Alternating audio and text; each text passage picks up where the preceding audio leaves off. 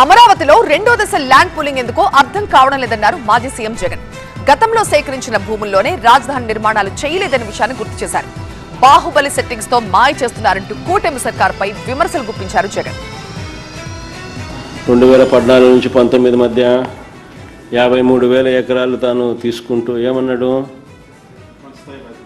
అసలు ఇది ఇంటర్నేషనల్ రాజధాని, అసలు సింగపూర్ అని యాడికి పోవాలను, అసలు మన దగ్గర నుంచే ఏదైనా కానీ మన రాజధానిని చూసి వాళ్ళు కాపీ కొట్టే పరిస్థితిలోకి దీన్ని బిల్డప్ చేస్తున్నాను అని మనకు అందరికీ కూడా బాహుబలి సెట్టింగ్స్ అన్నీ చూపించినాడు.